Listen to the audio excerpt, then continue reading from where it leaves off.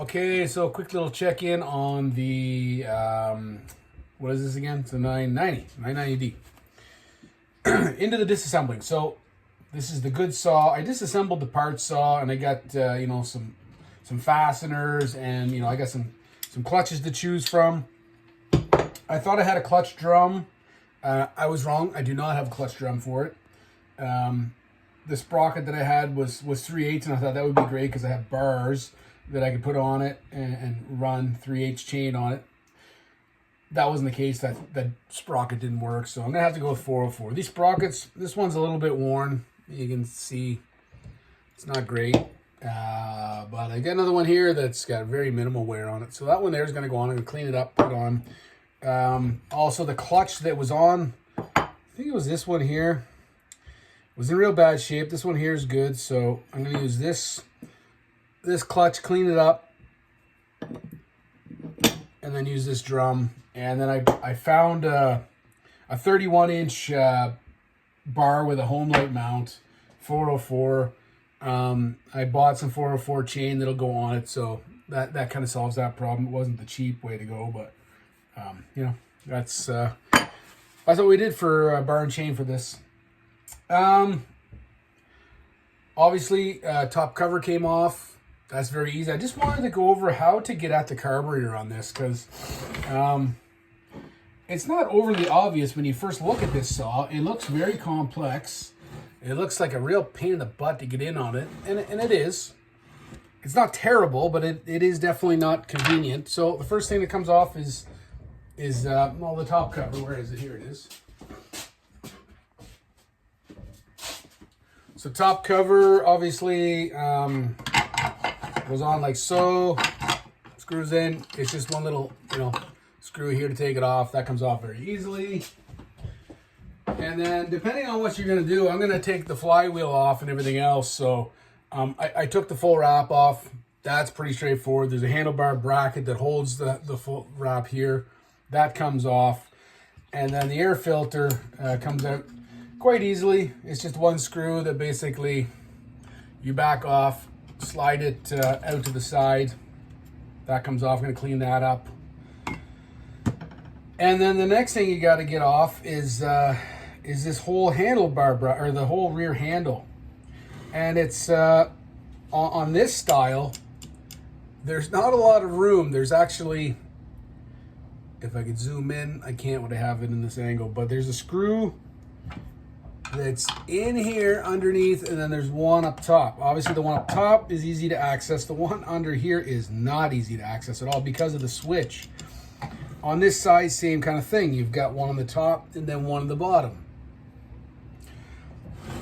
So maybe there's another trick to get at this. I bet there's a special tool from Homelite. But the way I went about this was to get the bottom screw here, I disconnected the fuel line, and then I got my 3/8 drive with this type of a driver on the end of it where it can kind of pivot and angle in awkward situations. This here is going to be your best friend when it comes to this job. So basically, what is it? It's 3/8 nut, and then you fish it up in behind the handle here, and it's not the easiest thing. I think I actually used I think I used the shorter socket, not this long socket, because I don't think that'll help you to have the longer socket. Fish it up in there, and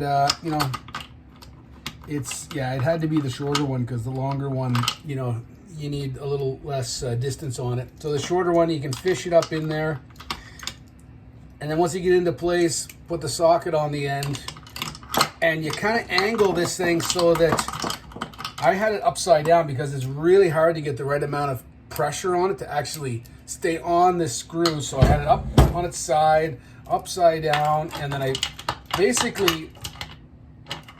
had it angled right in underneath the handle here, and just put it on the floor and put my hand on it and went really, really slow until finally it broke free. So that's the only tricky part so far about this one as opposed to the 909, because the switch isn't here, it's up here. So this is a smaller piece, you can get right in there no problem. So on the older saws where the switch isn't down here, it's pretty simple. Let's just take out the 2 screws and, you know, take out these bottom ones next. That's going to be the next thing to do here. And then we can start, probably get in and service the carburetor if that's our only purpose. That's not the only purpose that I have. I am going to pull the carburetor on since I have, you know, all this stuff off. Put it on its side here. And then get this rear handle off.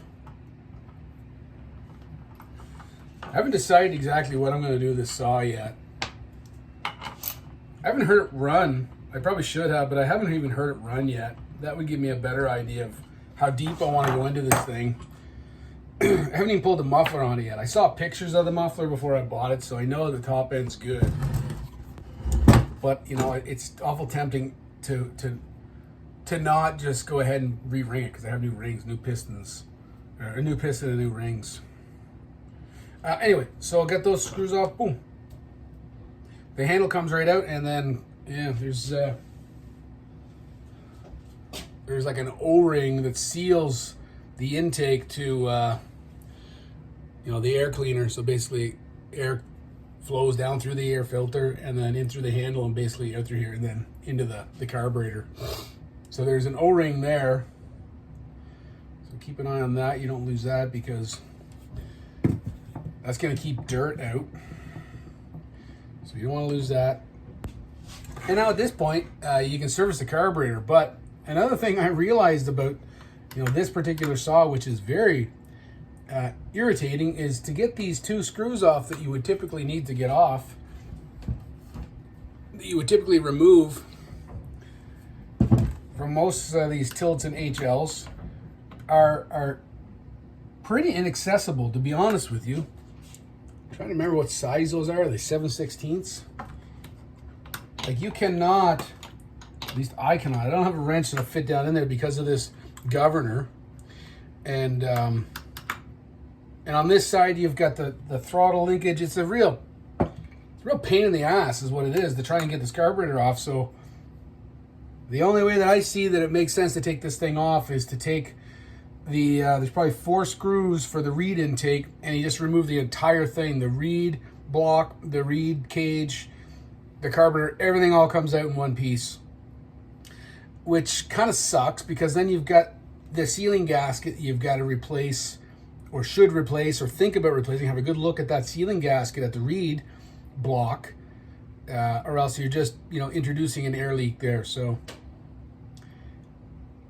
that's one thing to keep in mind here. To get the carburetor off and service it, for me, the easiest way, I think, is just going to remove those 4 bolts, take the whole thing out. Okay. All right. Well, that's it for this video for now. Like I say, I'm going to take off the recoil next. So that's going to be just a matter of removing this assembly. I want to put a new rope in it. That's probably the original rope. I want to clean up the ball drive starter, although it seems to be engaging nicely. That's working good. But still, I'm going to take all this out, and I have to figure out what I'm going to do with the kill switch. So the kill switch wire has been cut here. I don't know why that is, unless it's a ignition from a saw that had the kill switch located here and not down here on the handle. I could also just put a 909 handle on it, because I do have one of those, and I could just, well, I'd have to put the shroud. I'd have to put this, the shroud from the 909 on here, which I could do. That's possible. And then I'd just have the kill switch up here. You know, the purist in me would feel a little guilty about doing that, when really I should. I don't know how that's supposed to route down through here, though. I don't know how you get it down there without getting it all fetched up on things, or I don't know. I'll take a look at this. I don't know yet. I'm not sure what I'm going to do, but I definitely do have to figure out what I'm going to do with this kill wire. Yeah. Okay, everybody. That's it for now.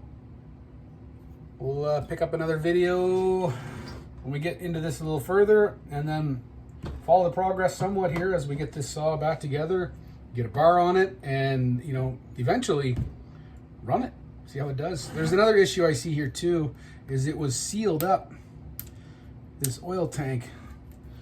Somebody put some kind of sealant on here. I don't know what this is, but that's gonna have to be addressed. So I gotta, you know, take the rear handle off and look at that.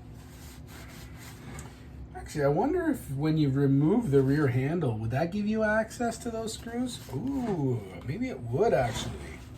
Let's take a look at that. Can I remove it? So to remove the rear handle, let's do that now. You just gotta remove the oil line. I think that's all I gotta remove here. And then remove the screws from the bottom here. There's 2 screws that go up. I think that's it, huh? And they're gonna be 3/8. I think that's it, right? Right? Is that really all that holds on this thing? That can't be. Oh my gosh. They are.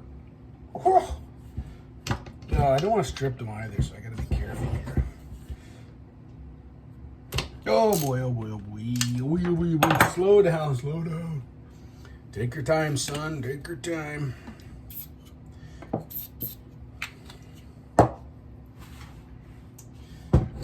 What if we were to put it right upside down so I can get some downward pressure on this?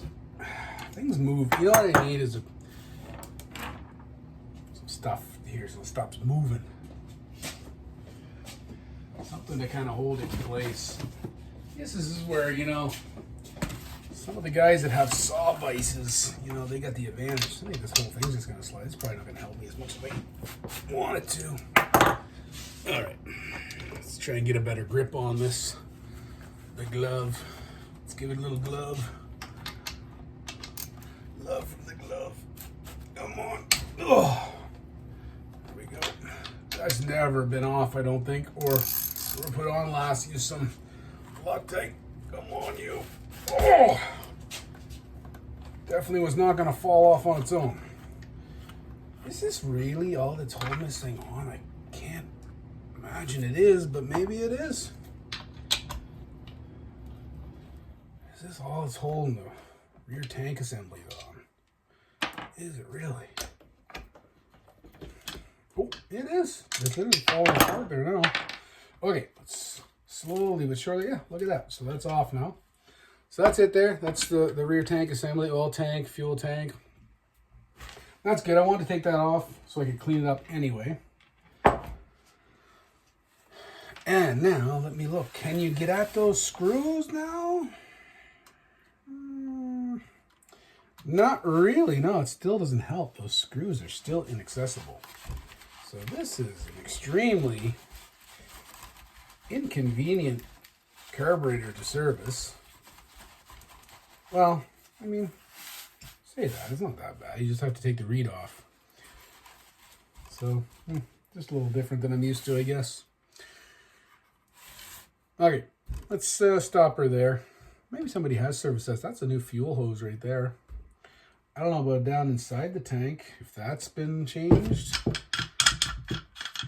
That'll have to be looked at. Isn't that great, removing these old... well, the fuel hose has been changed. Yeah, it has actually. Oh yeah, that fuel hose is good. Okay, cool. That's kind of nice. I don't have to worry about that. Oop.